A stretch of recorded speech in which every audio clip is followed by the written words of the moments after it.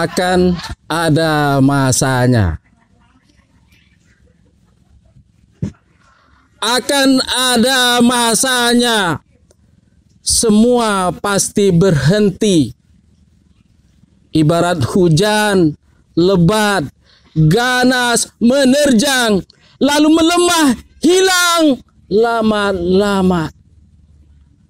Dan tanah kembali kerontang tanpa air membasah. Jadi sudahlah,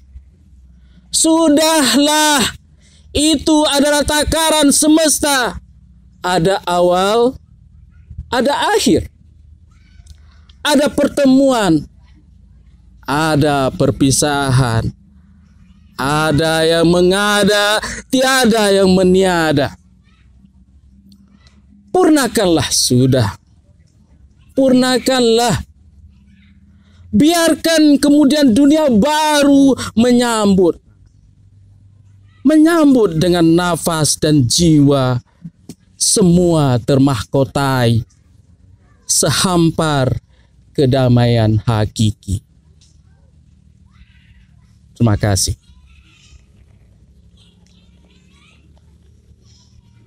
Luar biasa. Mantap. Jadi akan ada awan, ada masanya.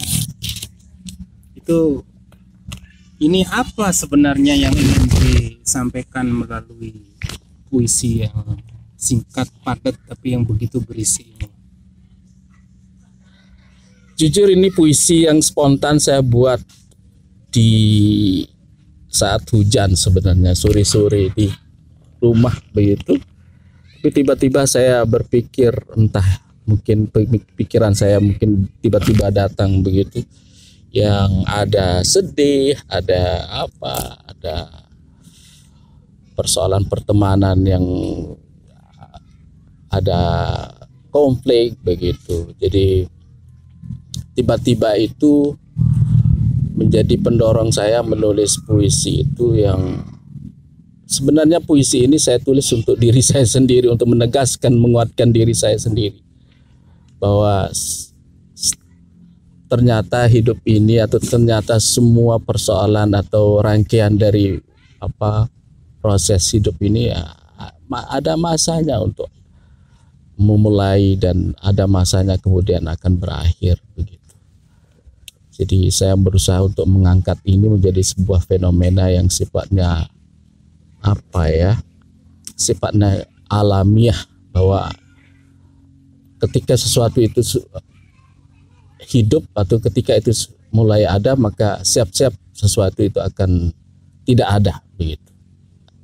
Jadi kita sebagai manusia pun kita sudah siap untuk hidup, punya nafas, dan siap untuk mati dan tidak dinafaskan begitu.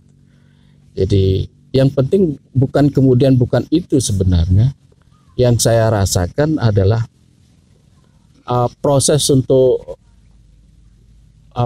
proses perjalanan antara ada menjadi tiada itu adalah tidak ada yang saling meniadakan, itu yang sebenarnya yang saya ingin sampaikan itu. Tidak ada yang saling meniadakan. Kalaupun terjadi persinggungan atau konflik atau pertengkaran antara satu dengan yang lain, yang kemudian menjadi ciri pertanda bahwa berakhirnya sesuatu, misalnya sebuah persahabatan atau pertemanan atau silaturahim antar sesama begitu. Jadi jangan konfliknya itu yang dibesarkan, tetapi berusaha untuk melihat sisi baik dari proses itu, sisi pertemanan itu, sehingga itu yang mendorong kita untuk tidak meniadakan satu dengan yang lain begitu. Kira-kira itu Pak Arun. Luar biasa.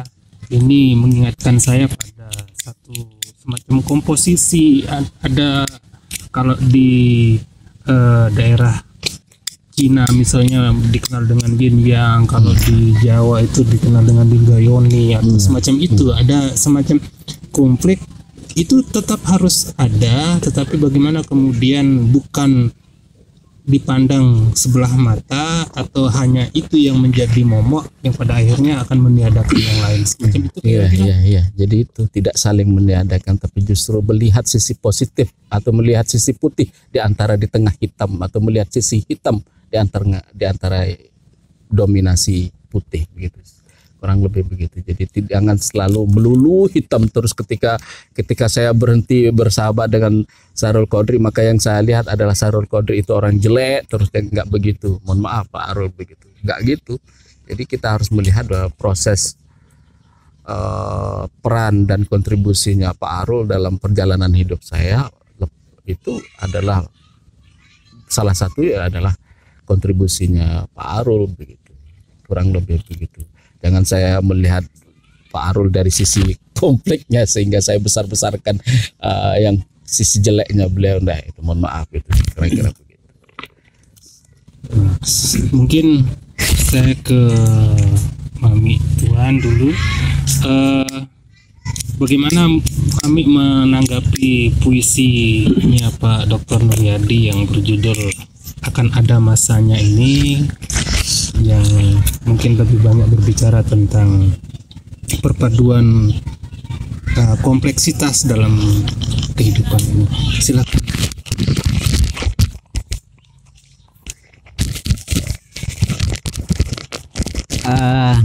Kalau saya melihat puisi, pertama saya melihat puisi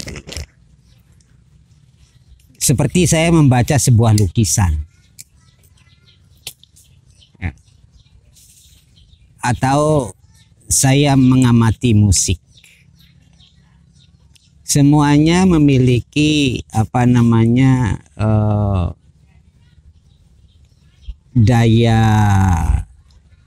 bangkit ya, yang sifatnya fluktuatif ya. Ada yang satu puisi atau mungkin hanya satu larik ya, tapi memiliki daya bangkit yang kuat. Tapi ada buku yang berjilid-jilid, umpamanya kita baca, dia berlalu begitu saja. Bacaan itu nggak punya daya bangkit apapun. Tapi kalau puisi, seperti saya katakan tadi, saya melihat puisi seperti saya membaca lukisan, karena saya kebetulan pelukis ya. Jadi seperti itu, sama pada sebuah lukisan. Jangan dilihat lukisan itu secara utuh, kita tidak akan menemukan apa-apa pada lukisan itu. Tapi lukisan itu ada point of interest yang bisa membuat orang menjadi greget melihat lukisan itu. Seperti juga puisi. Pada karya Pak Nuryadi, akan ada masanya. Itu sebuah substansi yang sangat makro, tetapi dia lahir dari satu suasana hujan sore hari, dan selalu hujan sore hari ini membuat penyair menanggapinya dalam berbagai cara. Umpamanya Rendra melihat hujan dengan caranya sendiri ya, gerimis mempercepat kelam umpamanya. Kemudian ada kutulis surat ini saat hujan gerimis. Selalu ya ada situasi yang hujan sore hari ini memang istilahnya eksotis untuk menjadi kalimat-kalimat di dalam puisi. Tetapi dalam puisi Pak Nuryadi ini intinya bukan disebabkan karena hujan sore itu, tetapi ada sesuatu yang lebih, ya, sesuatu yang lebih dalam daripada sekedar menanggapi sore, apa hujan di sore hari. Sesuatu yang lebih ini yang sudah menjadi larik dalam judul itu, akan ada masanya. Apapun itu akan ada masanya. Hujan ada masanya, saat kapan dia akan turun dan kapan dia berhenti. Musim ada saatnya. Tiba-tiba ada hujan di luar musim. Kalau di dalam pewayangan disebut udan udan tan kalaning nora. Hujan ketika memang harusnya tidak ada hujan. Itu pertanda ada sesuatu yang akan terjadi. Tapi bukan itu. Jadi hujan di sore hari adalah sesuatu yang lumrah. Hujan pada siang hari, pada pagi hari sesuatu yang lumrah kalau itu pada musim hujan. Sehingga ada masanya. Nah, kata-kata kunci di dalam kalimat-kalimat puisinya Pak Nuryadi itu justru tersimpul. Sudah selesai puisinya Pak Nuryadi dengan cukup membaca judulnya. Sudah selesai. Ya. Dengan membaca judul itu kita udah selesai. Hanya orang bisa enggak memperluas cakrawalanya dengan judul itu. Kalau tadi Pak Nuryadi mengatakan segala sesuatu itu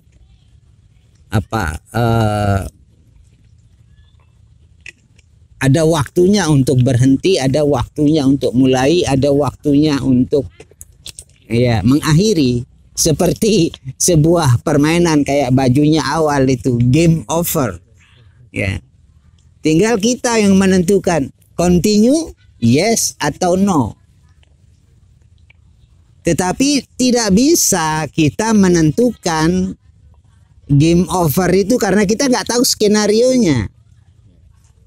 Nah, skenario besar ini, di sini kuncinya, masa.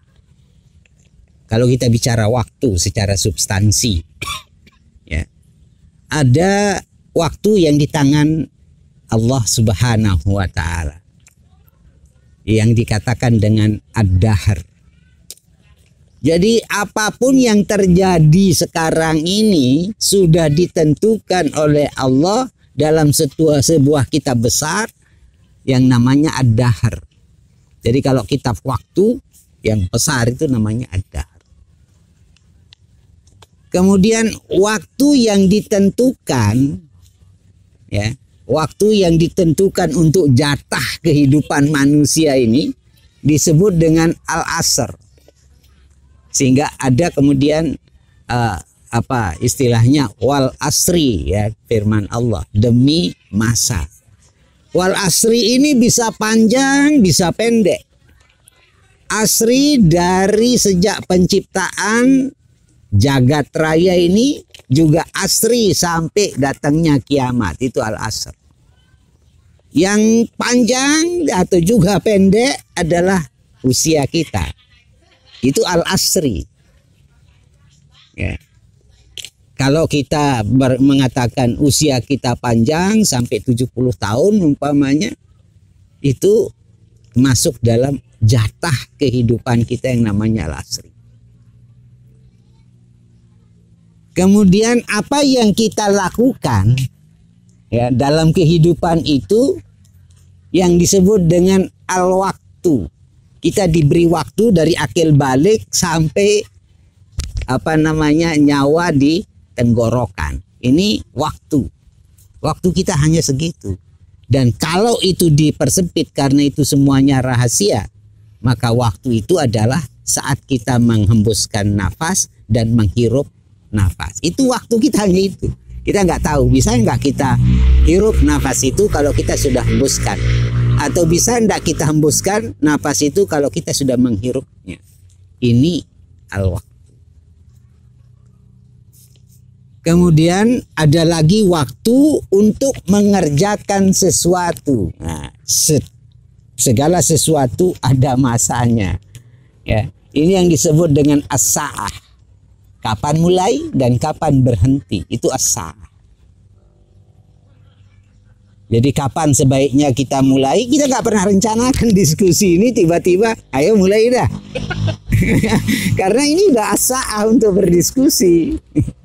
Bukan as-sa'ah untuk mupi saja atau as-sa'ah untuk jalan di pantai, tapi justru udah ditentukan as-sa'ah untuk berdiskusi. Nggak pernah kita rencanakan. Nah, yang terakhir yang disebut dengan al-ajal. Jangan dipikir ini al-ajal ini sampai seperti ajal yang hanya kita katakan ajal itu ketika segala sesuatu berakhir, atau ajal itu umur batas usia. Tidak. Yang dikatakan ajal itu adalah ketentuan Tuhan kapan itu dimulai dan kapan itu berakhir. Kalau ketentuan Tuhan umpamanya, oh nanti jam 6 diskusinya, nggak bisa diskusi kita sekarang. Karena al-ajalnya belum. Kapan diskusi ini berakhir saya juga nggak tahu. Al-ajalnya belum ditentukan. Nah, sehingga kalau kita melihat secara substansi, puisi ini luar biasa. Walaupun tadi Pak Nuryadi spontan, selalu seniman itu adalah spontan. Dan spontan itulah kejujuran. Saya kira itu, Pak Arul. Saya setuju sekali kata-katanya Mami itu. Spontan itu adalah kejujuran.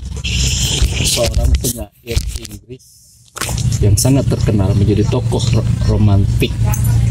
era romantisisme periodisasi keperpuisian Inggris, namanya William Wordsworth, pernah berkata bahwa apa itu, pernah ditanya apa itu puisi. Menurut dia, puisi itu adalah spontaneous overflow of powerful feeling. Yaitu puisi adalah aliran perasaan yang kuat yang muncul secara spontan. Itulah puisi menurut dia, William Wordsworth ini. Sehingga kenapa dia mengatakan begitu? Karena satu, di balik kata spontan itu adalah satu kejujuran, yang kedua adalah kebenaran, begitu. Jadi jujur itu muncul dari keluar dari hati nurani, seluk beluk kalbunya seorang penyair yang muncul spontan itu. Yang kedua adalah kebenaran, untuk menunjukkan bahwa itu murni tanpa ada balutan dari rekayasa otak atau akal, begitu. Karena otak atau akal ini biasanya berusaha untuk merekayasa, berusaha untuk menjadi topeng di setiap manusia itu. Tapi kejujuran itu dalam hati itu adalah itu yang jujur, yang asli, yang murni, begitu. Sehingga kalau mau melihat Nuryadi, jangan melihat Nuryadi ketika berbicara di depan kelas, tapi lihatlah Nuryadi ketika sedang marah. Maka keluar kata-katanya yang sebenarnya berbeda dari yang biasanya, karena yang muncul adalah, yang bermain adalah akal perasaannya. Tapi ketika di dalam kelas, yaitu otak akalnya yang main, yang berusaha untuk menebar pesona di depan mahasiswanya. Kurang lebih begitu. Saya kira itu sebagai tambahan penguatan saya. Baik, ini diskusi sore yang luar biasa, spontan tetapi sangat jujur, dan itu mengingatkan saya untuk memberikan sebuah kesimpulan dengan sebuah kata-kata.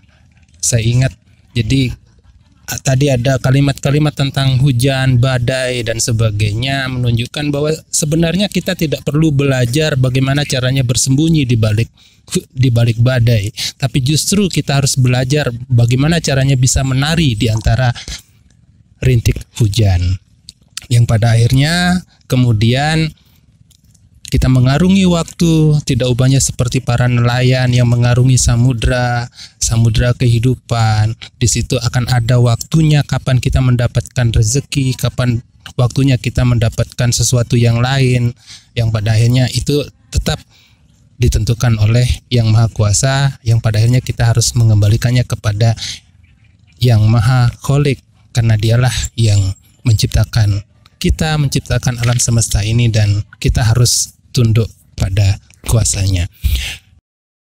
Yang basah, yang mekar, yang kering merentang bumi, yang indah memukau, yang sederhana mencuri hati,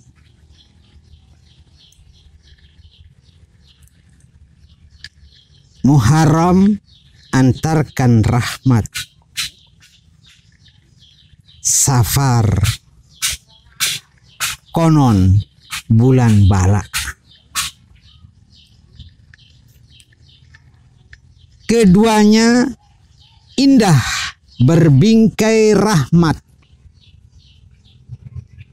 di dinding hati yang mampu menghirup nikmat. 8 Desember 2013. Bingkai, sebuah puisi yang sangat singkat tapi begitu padat dan berisi penuh. Ini menunjukkan bahwa ada bagaimana kemampuan seseorang di dalam memandang atau melihat bagaimana dia memiliki kacamata di dalam melihat sebuah bulan, entah itu Muharram, Safar, atau bulan yang lainnya, yang kemudian intinya masing-masing orang itu kan memiliki frame dalam melihat sesuatu. Nah, mungkin Pak Dr. Nuryadi bisa memberikan komentar terhadap puisi tersebut. Pak Dr. Nuryadi, saya persilakan. Harus ini. Kata kuncinya menurut saya adalah di kata bingkai itu. Bingkai itu kalau dalam bahasa Inggris itu frame. Frame itu adalah cara pandang, kalau bisa diterjemahkan ke istilah yang lain mungkin adalah cara pandang, sudut pandang, paradigma, atau posisi memandang sesuatu begitu. Jadi puisi yang disampaikan tadi oleh puisinya Mi Agus ini adalah sebenarnya puisi yang sedang berusaha untuk membingkai dari cara pandang orang yang melihat fenomena alam atau gejala alam seperti apa yang dinamai dengan bulan itu. Ada bulan Muharram, ada bulan Safar gitu. Jadi ada dua kata kunci yang saya lihat di situ adalah kepercayaan dan keyakinan. Kepercayaannya adalah, bingkai kepercayaannya adalah bahwa orang percaya bahwa kalau yang indah itu selalu memukau. Itu seperti kata baris yang disebut dalam puisi maknya Mami tadi itu. Tetapi tidak berhenti di situ. Di balik ada kepercayaan juga keyakinan bahwa percaya bahwa bulan Muharram itu adalah indah, Safar itu Muharram itu menghadirkan keberuntungan, Safar itu menghadirkan sesuatu yang tidak baik begitu. Itu keyakinan. Nah, yang saya lihat di sini di balik kata diksi-diksi yang disampaikan oleh Mami ini adalah Mami ingin mengatakan begini, bahwa semuanya itu adalah frame Anda sebagai yang memiliki kepercayaan dan keyakinan terhadap fenomena alam atau gejala alam itu. Pada dasarnya bagi orang yang mau menikmati, kata diksi terakhir itu, bagi orang yang menikmatinya, mau safar mau muharam ya indah begitu. Tidak harus harus bulan Muharram saja baru membawa keberuntungan, sementara di bulan Safar tidak begitu. Tidak harus begitu. Bagi orang yang menikmatinya, semuanya apapun nama bulan itu sama, ketika melihat sesuatu yang indah ya tetap memukau begitu. Jadi itu. Dengan kata lain begini pesannya yang saya lihat adalah Mami ingin mengatakan jangan Anda terkotak-kotak oleh frame Anda sendiri. Jangan Anda membuat terlalu kaku dengan bingkai-bingkai yang Anda buat sendiri. Pandanglah bahwa di balik itu ada sesuatu yang nikmat. Persoalannya kemudian adalah mampu nggak kita melihat itu, kenikmatan-kenikmatan itu yang sehingga kita bisa menikmatinya di balik kata bulan Muharram atau Safar itu. Saya kira itu pesan yang disampaikan oleh Mami itu. Jadi perluaslah bingkai cara pandang Anda. Jangan hanya membiarkan diri Anda terkotak di dalam bingkai Anda sendiri. Saya kira itu, Pak. Terima kasih. Tidak ubahnya seperti menikmati manis kopi pahit, menikmati manisnya kopi pahit. Nah, saya kembalikan kepada yang mempunyai puisi, bagaimana menanggapi apa yang dikomentari oleh Pak Dr. Nuryadi? Iya, terima kasih Pak Dr. Nuryadi. Ini saya merasa bangga ya. Puisi saya dikomentari oleh seorang doktor sastra, ini kan luar biasa. Artinya kalau saya melihat karya saya itu adalah sesuatu yang sudah selesai dan saya tidak punya hak untuk bicara lagi tentang dirinya. Jadi Pak Nuryadi sudah memberikan saya satu catatan tentang apa yang saya tulis yang mungkin juga saya tidak ketahui, tidak saya niatkan dan tidak saya hajatkan untuk itu. Tetapi yang jelas saya sepakat dengan Pak Nuryadi bahwa saya berusaha untuk tidak membingkai diri. Dan kalau kita membingkai diri, kita sama dengan mengurangi rahmat Tuhan. Jadi saya sepakat dengan itu dan saya akan berusaha untuk senantiasa mampu memperluas bingkai kalaulah itu bingkai, dan tidak akan membingkai sesuatu yang tidak bisa dibingkai. Saya kira itu Pak Arul. Terima kasih.